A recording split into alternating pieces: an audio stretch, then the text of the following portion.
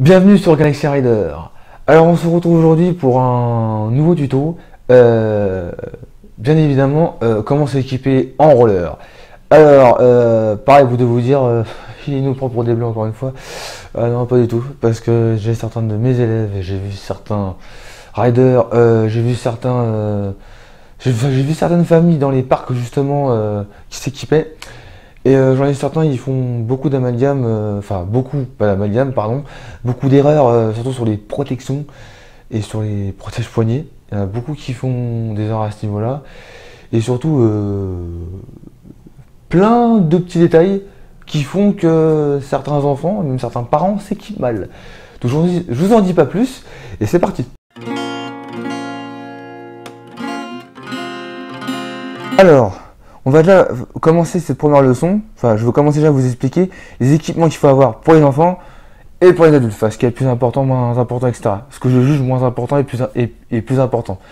Sachant qu'il y a un truc à savoir, évidemment, que j'ai déjà vu des élèves faire pas mal cette erreur-là. Donc, le truc que je voulais vous montrer déjà en termes d'équipement, voilà.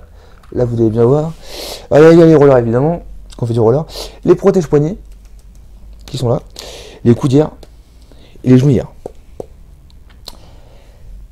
Il manque le casque. Alors, ce que je conseillerais aux enfants, c'est d'avoir tout ce que vous voyez là, ainsi que le casque, que je n'ai pas mis encore, que j'ai évidemment oublié.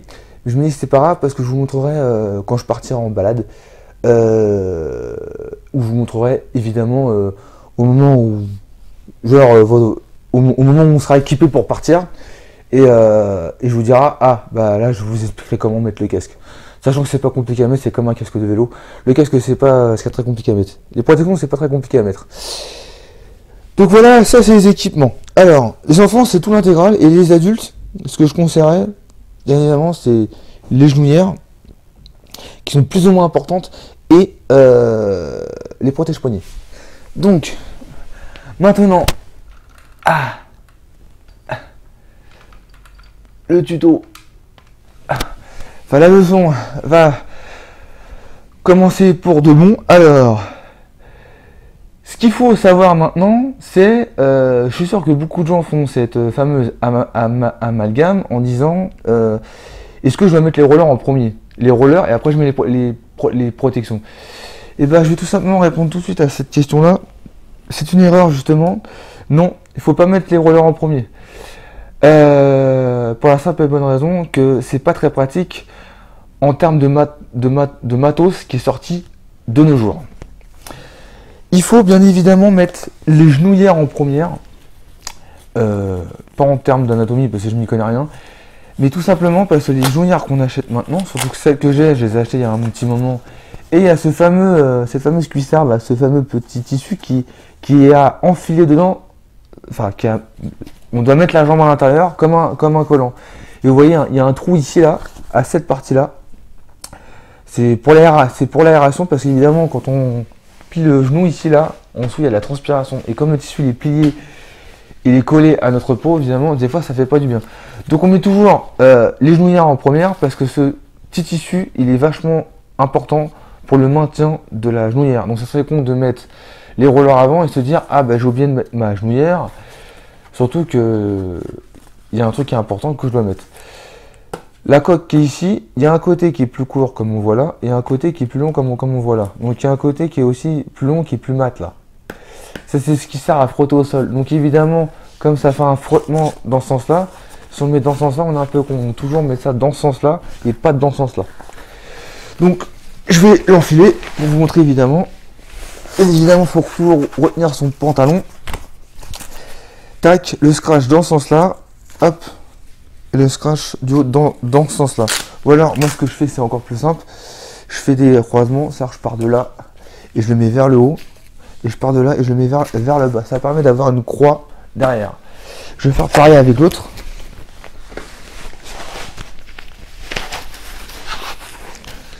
Alors, je forme une croix comme je viens de vous le montrer. Et là, ce qui se passe, c'est que mes genouillères sont bien mises. Donc là, il y a le côté mat. Et là, il y a la coque avec la marque PowerSlide qui est juste au-dessus. Donc là, je peux tomber sur mes genoux, il n'y a pas de souci. et je vous dirai aussi dans une prochaine vidéo, il y a un freinage qui est très pratique qu'on peut faire avec ça aussi.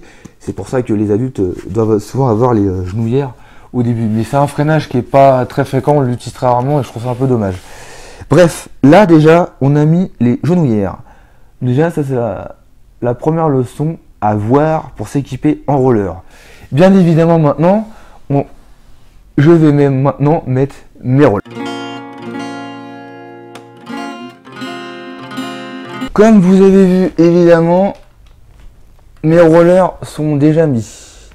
Bien évidemment, parce que je n'allais pas vous embêter plus avec ça, sachant qu'il y a quelques semaines de ça, fait quelques petits temps de cela, j'ai mis un tuto comment enfiler ces rollers.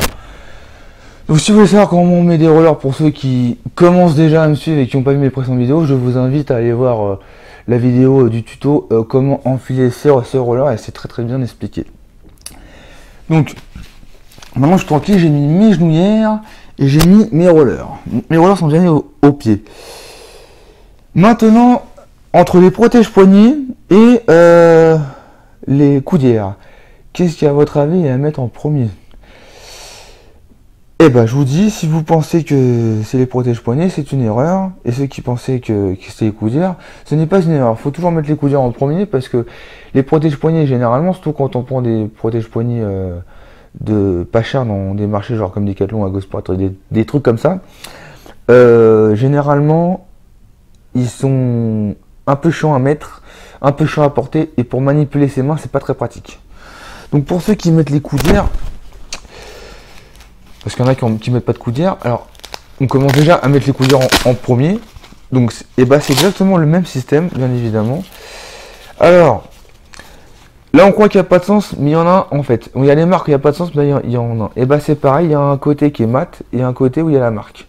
Donc évidemment, je vais rentrer la main à l'intérieur comme ceci. C'est-à-dire qu'en gros, la coudière elle devra se retrouver ici, comme ça. Quand je tombe, ça pourra frotter dans ce sens-là. Le côté mat dans ce sens-là. Donc là, c'est comme si j'enfilais des gants, ou des longs gants ou des collants pour les. Enfin bref, ça, après je m'y connais pas grand-chose là-dedans et on fait pareil. Alors là, je viens de vous montrer ça, mais je vais plutôt faire une croix, comme ça tout le monde comprendra le sens. La croix, c'est exactement ce que j'ai fait là, tac, avec le scratch. Ça permet quand on plie, ça fasse moins mal au niveau de la transpiration. Et c'est pareil pour ça, bien évidemment. Tac, comme un gant. Voilà. Tac. Ou aussi peut-être des faux tatouages aussi, ça existe. J'ai vu des sortes de collants qui imitaient les faux tatouages. Bah, en même temps c'est pareil, on va pas classer une protection. Et voilà, j'ai fait pareil pour vous montrer. Donc là, bah, en même temps, là je suis presque équipé. Le moment tant attendu qui est les protège-poignets. Alors, comme vous avez vu, d'ailleurs ça c'est des protections que j'ai ressorties d'un placard, donc elles sont un peu anciennes. Alors, comme vous avez vu, c'est des protège-poignets classiques qu'on trouve dans n'importe quel magasin. Donc ça c'est de la marque Powerslide. Voilà. Bon, je précise, c'est pas un placement de produit, j'en suis pas encore là, surtout vu comment fonctionne ma chaîne pour l'instant. Donc là, on a les rollers, les genouillères, les coudières. Il n'y a plus qu'à mettre ces fameuses protections. Alors, pour les poignets, parce que j'ai vu beaucoup qui mettaient surtout leur protège-poignets, et je vais vous montrer tout de suite la première erreur que certaines personnes font, surtout les parents qui équipent leurs enfants. Donc voilà comment est constitué un protège-poignet. Là, vous vous doutez bien que là, le trou qui est là, à cet endroit-là, évidemment, c'est le pouce. Le bout de plastique qui est là, c'est évidemment le plastique qui va faire frotter la main pour la protéger. C'est ça. Au lieu que ce soit votre paume qui frotte et qui écorche votre main, c'est ce coque qui va la protéger. Donc en aucun cas, on doit mettre la protection comme ceci. C'est ça, j'ai vu beaucoup de personnes le faire. Voilà. Là, l'erreur à pas faire déjà. Comme vous voyez, bon là je mets la protection pour vous montrer. J'ai vu beaucoup de parents avec leurs enfants qui mettaient et même les adultes qui mettaient les protège-poignets comme ceci. Là, il y a quand même quelque chose qui est pas normal. C'est-à-dire que là, elle est à l'envers et si je tombe, sachant qu'au niveau des poignets, je m'y connais un peu au niveau de l'anatomie, on a des tout petits os. Et si on tombe, ça fait mal. Mais là, si vous tombez alors que votre main est retenue un peu comme ceci, au lieu de soit retenue comme ça, elle est tordue dans ce sens-là, justement. Là, si vous tombez, j'ai pas encore essayé, mais ça va pas faire trop du bien non plus. Ça va être double fracture des ligaments, etc. Le poignet foulé, etc. Vous allez avoir la main en plâtre. Enfin, tomber comme ça, je sais pas ce que vous pouvez imaginer, mais ça risque de faire très mal. Donc, attention à pas faire cette erreur-là. Toujours faire en sorte que la coque soit posée sur la paume de votre main. Donc, comme c'est pas la bonne main, bien évidemment, je la laisse de côté. Et je vais surtout retirer ma montre. Parce qu'évidemment, la partie qui est là, ici, ça va le long du poignet. Donc si j'ai ma montre, je pourrais pas la mettre. Donc ma montre, je vais la mettre de côté. Donc, en voyant la protection, il faut déjà poser le bout de plastique sur la paume de votre main. Et quand vous voyez votre main, le pouce est toujours au-dessus. Donc, il faut que la coque, quand vous avez déplié votre protège-poignet, la coque soit en bas et le trou du pouce soit en haut. Comme ça, vous mettez la protection comme ceci. Tac. Hop. Et là, vous êtes sûr que le plastique est sur la paume. On prend le gros scratch et on n'a plus qu'à pincer comme ceci pour bien maintenir le poignet. Tac. Et on fait en sorte que ça se maintienne pour pouvoir enfiler le petit scratch ici comme ceci. Et là, on vient rejoindre et on vient rejoindre. Là, vous êtes bien d'accord avec moi que là, le poignet est protégé, quoi qu'il arrive. Voilà.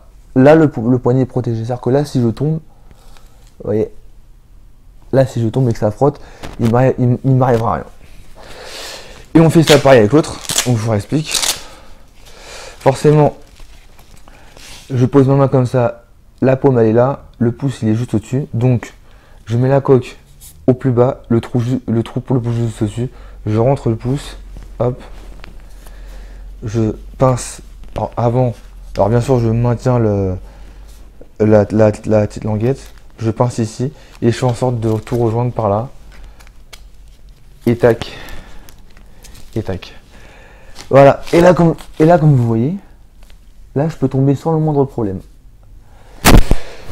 Voilà. Donc, là, je vous ai montré, pas avec mes protections poignets, parce que moi j'ai des mitaines, donc c'est des trucs de compétition. Mais je vous ai montré avec des protections basiques, d'une marque très basique, qu'on peut trouver dans n'importe quel magasin. Et là, vous êtes au moins équipé pour vous balader en roller. Vous êtes protégé des genoux, protégé des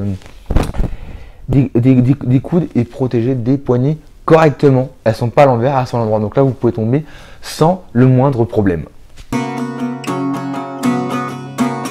Et voilà, c'est déjà la fin de cette vidéo. J'espère que ce nouveau tuto vous aura plu. Comment s'équiper en roller, bien évidemment, il y avait des trucs à savoir. Donc, il n'y avait pas le casque, ça je l'ai pas fait exprès, c'est juste que je l'ai oublié. Voilà, mais je l'expliquerai dans une autre vidéo. Je trouverai bien un moyen pour vous expliquer comment mettre le casque, sachant que le casque, c'est vraiment pas compliqué du tout. Voilà, donc voilà, maintenant vous savez vous équiper. Des prochaines vidéos, tutos, machin, seront sur ma chaîne. Donc, bien évidemment, si ce n'est pas encore fait, abonnez-vous à la chaîne. Activez la petite cloche et les notifications pour être au courant de mes prochaines nouveautés. Mettez un pouce bleu, ce qui me fera plaisir. Partagez, commentez, machin, tout ce que vous voulez, ce qui me fera plaisir. Et ben sur ce, on se dit à la semaine prochaine. Et n'oubliez pas, un rider avance toujours droit devant.